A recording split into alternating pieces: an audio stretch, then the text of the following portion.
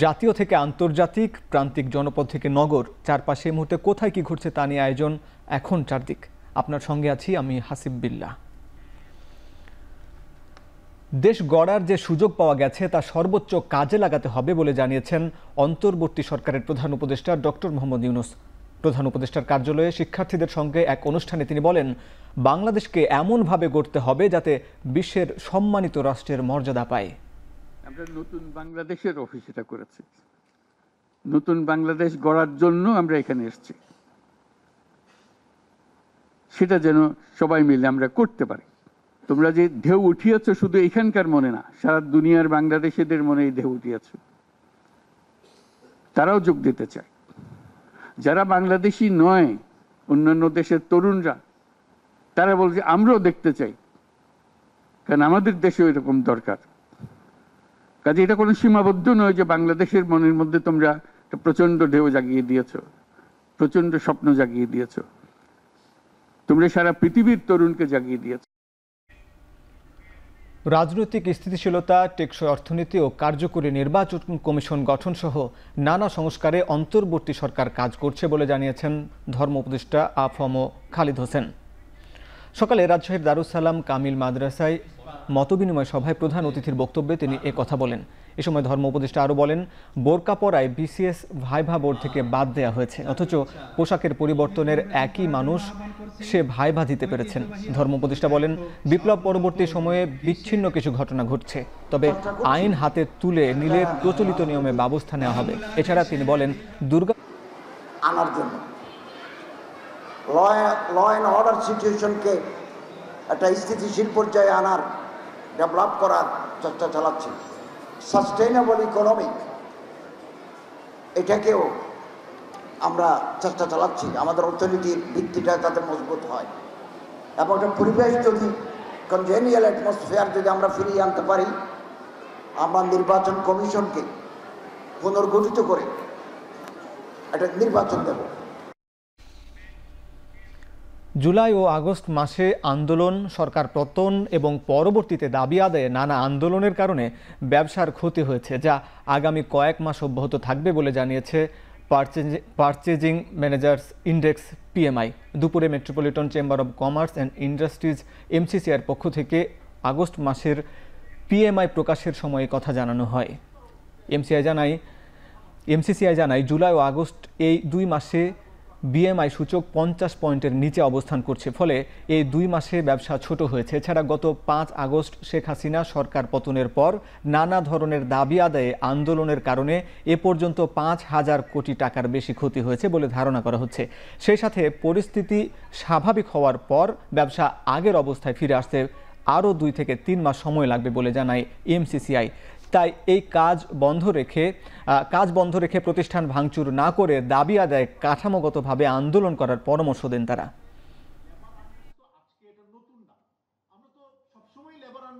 আমি ধরে নেই যে সে মনে করেন মানে সেপ্টেম্বরের 10 তারিখে সমস্ত আন্দোলন শেষ, সবকিছু, এটা আমি জাস্ট একটা রূপক হিসেবে বলছি আর কি, সবকিছু শেষ, সবকিছু শান্ত হয়ে গেল, তারপরেও 2 থেকে 3 মাস সময় লেগে যাবে পুরো সাইকেলটা নরমালসিতে ফেরত আসতে আর কি। ফ্যাক্টরি ভাঙাভাঙির বিষয়টা কিন্তু এই রিসেন্ট যে আন্দোলনটা চলছে, এইটা বড় জোর আপনি 3 সপ্তাহ ধরতে পারেন আর কি। সেখানে আমরা একটা মানে ইটস এ ওয়াইল্ড গেস বলা চলে আর কি, আমরা আন্দাজ করেছি যে আনুমানিক প্রায় 5,000 কোটি টাকার। এই মুহূর্তে বাংলাদেশ ব্যাংকে সংবাদ সম্মেলনে কথা বলছেন কেন্দ্রীয় ব্যাংকের গভর্নর ডক্টর আহসান-ই মনসুর। সরাসরি চলে যাচ্ছে সেখানে। ইমিডিয়েট এফেক্টিভ হবে, আইন দরকার হলে আমরা সংশোধন করে নেব যদি প্রয়োজন হয়, মনে করি যদি প্রয়োজনীয়তা থাকে অবশ্যই সংশোধন করব।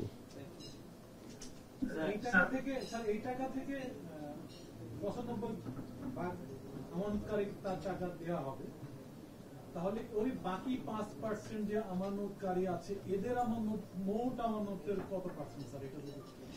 এটা আমি অফহ্যান্ড তো বলতে পারবো না, আমরা হিসাব করলে বের হবে, এখন এই মুহূর্তে আমি বলতে পারবো না। তবে এটা ঠিক, বাংলাদেশে বড় আমানতকারীদের সংখ্যা বেশি, পরিমাণও বেশি অনেক, কিন্তু ছোট আমানতকারীদের রক্ষা করা আমাদের প্রাথমিক দায়িত্ব। যার 200 কোটি টাকা আছে তার অ্যাকাউন্ট যদি ফ্রিজও হয় সে না খেয়ে থাকবে না, কিন্তু যে ব্যক্তি পেনশনভুক্ত কর্মচারী তার কিন্তু অ্যাকাউন্ট ফ্রিজ মানে ওই টাকা যদি না থাকে তাহলে কিন্তু তার অসুবিধা হবে। স্যার, এই যে পাচার করা সম্পদ ফিরিয়ে আনার জন্য যে টাস্ক ফোর্সের কথা বলছেন, এটা আসলে কোন পর্যায়ে আছে এবং সংশ্লিষ্ট প্রতিষ্ঠানের কোন পর্যায়ের কর্মকর্তারা এটার সাথে আসলে ইনভলভ হবে?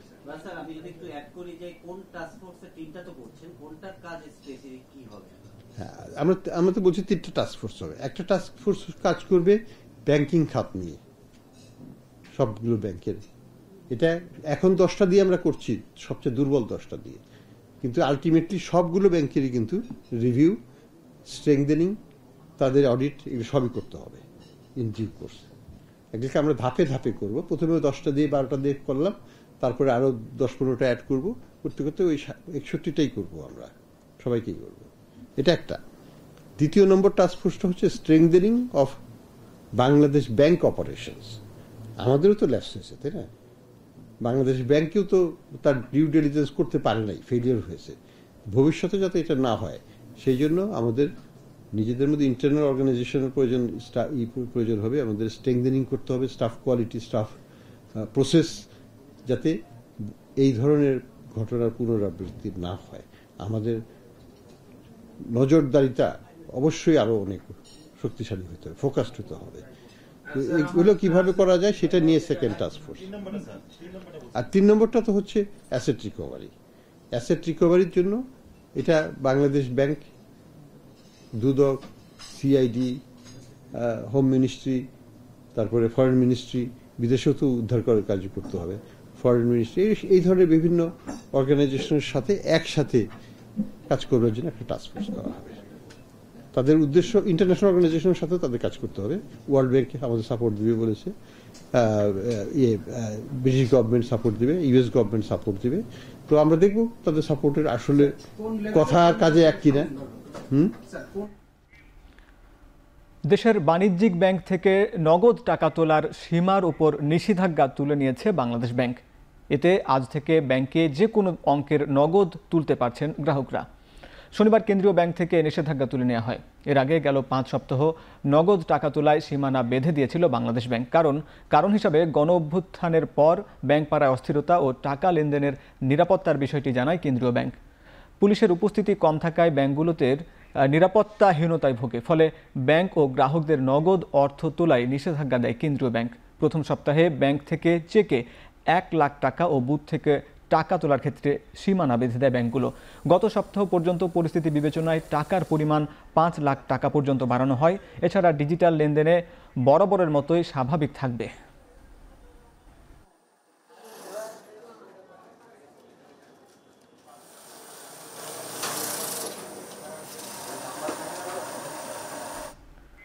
লালবাগ থানায় একটি হত্যা মামলায় জাসদের সভাপতি ও সাবেক তথ্যমন্ত্রী হাসানুল হক ইনুকে 3য় দফায় 4 দিনের রিমান্ড মঞ্জুর করেছেন আদালত। রোববার বিকেলে তাকে 5 দিনের রিমান্ড শেষে আদালতে হাজির করা হয়। পরে লালবাগ থানার মামলায় 7 দিনের রিমান্ডে নিতে আবেদন করেন তদন্তকারী কর্মকর্তারা। অন্যদিকে আসামি পক্ষের আইনজীবীর বয়স ও অসুস্থতা দেখিয়ে জামিন চেয়ে আবেদন করেন। শুনানি শেষে ঢাকার মেট্রোপলিটন ম্যাজিস্ট্রেট আদালত ইনুর 4 দিনের রিমান্ড মঞ্জুর করেন। এর আগে গত 26 আগস্ট রাজধানীর উত্তরা থেকে ইনুকে গ্রেপ্তার করা হয়।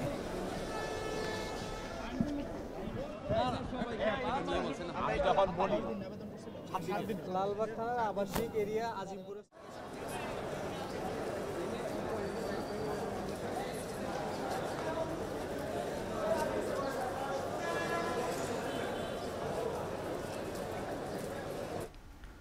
বিএনপির নাম ব্যবহার করে কেউ অপকর্ম করতে চাইলে তাকে পুলিশে ধরিয়ে দেওয়ার আহ্বান জানিয়েছেন দলটির ভাইস চেয়ারম্যান শামসুজ্জামান দুদু। সকালে জাতীয় প্রেস ক্লাবের সামনে বাংলাদেশ ইউথ ফোরাম আয়োজিত গণতন্ত্র হত্যাকারীদের বিচারের দাবিতে প্রতিবাদ সভায় এ আহ্বান জানান তিনি। শামসুজ্জামান বলেন, গণতান্ত্রিক আন্দোলন দমনে আওয়ামী লীগ সরকার নির্বিচারে ছাত্র জনতার প্রাণ কেড়ে নিয়েছে। সব হত্যাকাণ্ডের বিচার করতেই হবে। বাংলাদেশ রক্ষার প্রশ্নে দেশের জনগণ সবসময় প্রস্তুত থাকে মন্তব্য করে বিএনপির এই নেতা বলেন, ভারত বন্ধু প্রতিম দেশ বললেও তাদের আচরণ সন্দেহজনক। এ সময় শেখ হাসিনাকে বাংলাদেশের কাছে ফেরত পাঠাতে ভারত সরকারের কাছে আহ্বানও জানান তিনি।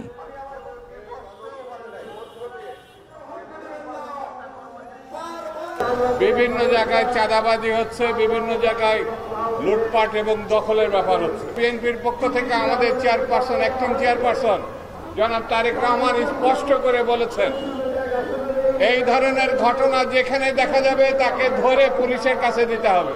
ভারতের থেকেও বর্তমানে বাংলাদেশ অনেক দিক থেকে শান্তিপূর্ণ এবং নিরাপদ দেশ হিসাবে ইতিমধ্যে ঘোষিত হয়েছে। গেল 16 বছরে ছাত্র রাজনীতি জাতিকে তেমন কিছুই উপহার দেয়নি উল্লেখ করে বৈষম্য বিরোধী ছাত্র আন্দোলনের কেন্দ্রীয় সমন্বয়ক হাসনাত আব্দুল্লাহ বলেন, শিক্ষা প্রতিষ্ঠানে লেজুর ভিত্তিক ছাত্র রাজনীতি বন্ধ করতে হবে। দুপুরে চট্টগ্রাম বিশ্ববিদ্যালয়ের সাধারণ শিক্ষার্থীদের সাথে মতবিনিময় সভায় অংশ নিয়ে তিনি এ কথা বলেন। ছাত্র রাজনীতি আপনাকে কি দিছে? কিছুই দেয় নাই, বরং ছাত্র রাজনীতির কারণে আমরা অনেক কিছু হারিয়েছি। আমার বাক স্বাধীনতা হরণ করেছে, আমার জিহ্বার অধিকার হরণ করেছে। তাহলে আমি এই ছাত্র রাজনীতি আমি কেন চাইবো? এটার নাম ছাত্র রাজনীতি ছিল না, এটা ছিল দলীয় লেজুর ভিত্তিক ছাত্র রাজনীতি। কনস্ট্রাকশনের সময় আমাদের ইউনিটিটাকে ধরে রাখবেন কিনা, নাকি পাবলিক প্রাইভেট মাদ্রাসা স্কুল এই বিভাজনের মধ্যে আপনি জড়িত হবেন, এই সিদ্ধান্ত নিতে হবে আপনার। এখন চারদিকে নিচ্ছে একটা বিরতি, ফিরছে একটু পরেই।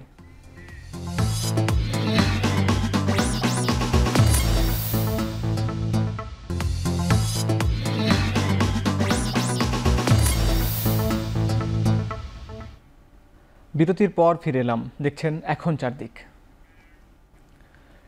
ছাত্র জনতার গণ অভ্যুত্থানকে কাঙ্ক্ষিত লক্ষ্যে পৌঁছানোর জন্য ফ্যাসিবাদী ব্যবস্থার পুরোপুরি বিলাপ ঘটাতে শহীদ মিনারে আনুষ্ঠানিকভাবে আত্মপ্রকাশ হচ্ছে জাতীয় নাগরিক কমিটির। এ নিয়ে আরও জানাতে যুক্ত হচ্ছেন মাজহার মাহবুব। মাজহার, কমিটিতে কারা কারা স্থান পেয়েছেন আর নেতৃত্বেই বা কারা থাকছেন?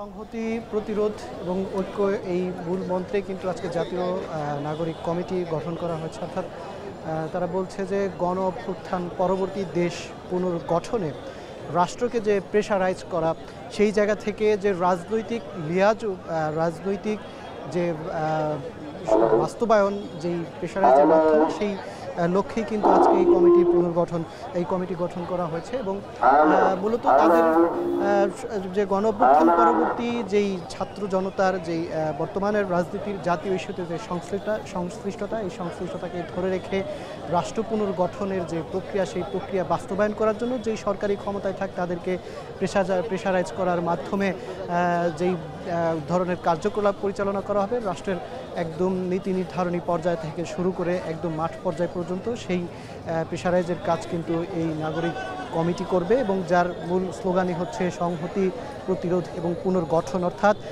গত 15 বছর বাংলাদেশে যে কর্তৃত্ববাদী সরকারের, ফ্যাসিস্ট সরকারের যেই স্বৈরতন্ত্র রূপ যে বাস্তবায়ন ছিল, সেটিকে মূলোৎপাটন করে বাংলাদেশে যেন আর কখনো সেই ফ্যাসিবাদী রূপ কখনো যেন ফিরে না আসে, সেই জায়গা থেকে আসলে পুরো বাংলাদেশটাকে যেই প্রক্রিয়াকরণের মাধ্যমে যেই পুনর্গঠন করবার যে দায়িত্ব ছাত্র নাগরিকের যেই ঘোষণা ছিল, সেই ঘোষণা বাস্তবায়নের যেই রূপরেখা, সেই রূপরেখাই কিন্তু এটি সরকারকে তারা দিবে। এবং সেটি কিভাবে বাস্তবায়ন করা হবে সেই জিনিস নিয়ে একদম গ্রাম পর্যায় থেকে শুরু করে কমিটির মাধ্যমে নীতি নির্ধারণী পর্যায় পর্যন্ত যে লিয়াজু বা প্রেশারাইজের মাধ্যমে যেটি বাস্তবায়ন করা, সেই বাস্তবায়নের যেই ধরনের কার্যকলাপ, সেটি কিন্তু এই ঐক্যবদ্ধ যে প্ল্যাটফর্ম, এই প্ল্যাটফর্ম কিন্তু সেটি বাস্তবায়ন করবে।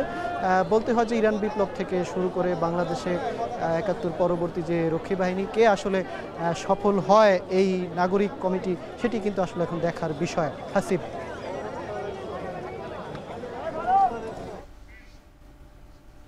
সিরাজগঞ্জের কামারখন্দে সিএনজি অটোরিকশা ও মাইক্রোবাসের সংঘর্ষে 2 ভাইসহ 6 জন নিহত হয়েছেন।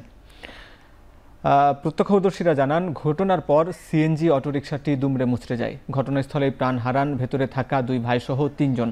খবর পেয়ে ঘটনাস্থলে যায় কামারখন্দ থানা পুলিশ ও ফায়ার সার্ভিসের সদস্যরা। আহত 3 জনকে উদ্ধার করে জেলার মনসুর আলী মেডিকেল কলেজ হাসপাতালে নেয়ার পর তাদের মৃত্যু হয়। মরদেহগুলো পরিবারের কাছে হস্তান্তর সহ এ বিষয়ে আইনি পদক্ষেপ নেওয়ার কথা জানায় পুলিশ। এদিকে নিহতদের পরিবারকে 20,000 টাকা করে সহায়তা দেওয়ার আশ্বাস দিয়েছে জেলা প্রশাসন।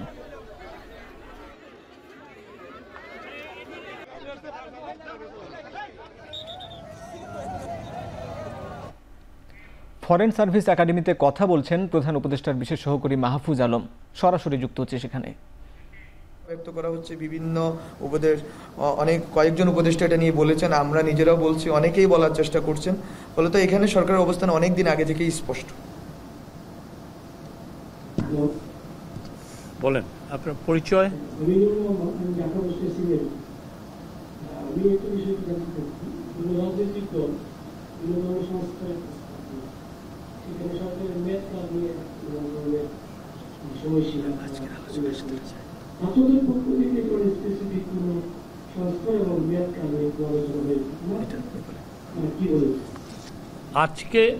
আজকে এই বিষয়ে কোনো আলাপ হয়নি। ছাত্ররাও এটা নিয়ে কোনো ধরনের কোনো প্রশ্ন আমি শুনি নাই। আজকে এটা নিয়ে কোনো আলাপ হয়নি।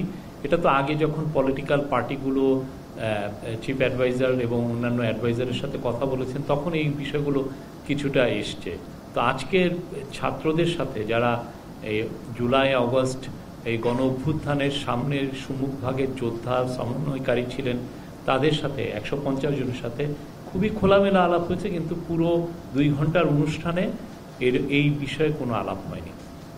জি, আমার একটা প্রশ্ন ছিল। আমার নাম আকসুদুল নবী, আমি চ্যানেল 24 স্পেশাল করেসপন্ডেন্ট। আপনি বলেছেন যে প্রধান উপদেষ্টার সাথে আজকে মতবিনিময়ে সরকারি বেসরকারি বিশ্ববিদ্যালয়ের প্রতিনিধিদের অনেকেই ছিলেন। বেসরকারি বিশ্ববিদ্যালয়ের শিক্ষার্থীদের অনেকেই মনে করেন, তাদের সাথে আমরা কাজ করি, তারা অনেকেই মনে করেন 5 তারিখের বিজয় পরবর্তী সরকার এবং রাষ্ট্রীয় বিষয়াদিতে প্রাইভেট বিশ্ববিদ্যালয়ের শিক্ষার্থীদের অংশগ্রহণ নেই এবং তাদের অনেকেই নিজেদের ডিপ্রাইভ মনে করেন। আজকে এই মতবিনিময়ে এই জাতীয় কোনো আলোচনা হয়েছে? এটা খুবই আমি বলবো যে খুবই হৃদয়ঘন একটা পরিবেশ। সবাই ছিলেন, প্রাইভেট ইউনিভার্সিটি, পাবলিক ইউনিভার্সিটির সবাই ছিলেন। এবং এই যে বৈষম্য আপনি যে প্রশ্নটা বললেন, এই ধরনের কোনো আমরা শুনি নাই। তারা সবাই এক ছিলেন, সবাই ছাত্র, সবার সহযোদ্ধা, কারো সহযোদ্ধা মারা গেছেন, কারো সহযোদ্ধা চোখ হারিয়েছেন, তাদের বর্ণনা এসছে। এবং আপনি জানেন স্যার যখন ভাষণ দিলেন, 20 মিনিটের একটা ভাষণ, একটা সময় পুরো 150 জনের মধ্যে সবাই কাঁদতেছে, আমরা সবাই চোখে কেউ পানি ধরে রাখতে পারছিলাম না। স্যার অনেক জায়গায় গিয়েছেন, স্যার যারা ইনজুর তাদেরকে দেখতে গিয়েছেন, উনি ওগুলো বর্ণনা করছেন। আর আমাদের কারো, আপনি বিশ্বাস করবেন কিনা, সবাই অনেকে তো হু হু করে কাঁদছিল। তো এইটা আপনি যেটা বললেন, আমরা এটা আজকে অন্তত এই ধরনের কোনো কথা আমরা শুনি নাই।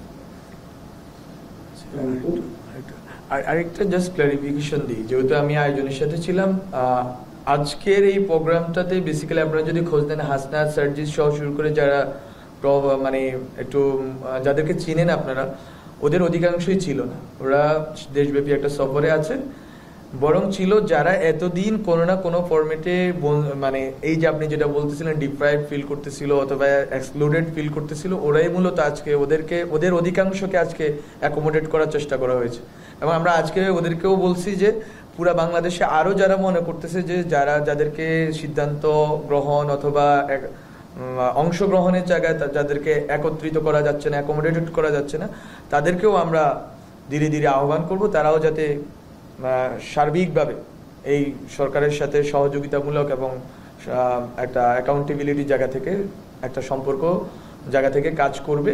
এটা এখন চারদিকে নিচ্ছি আরও একটা বিরতি, ফিরছি একটু পরেই।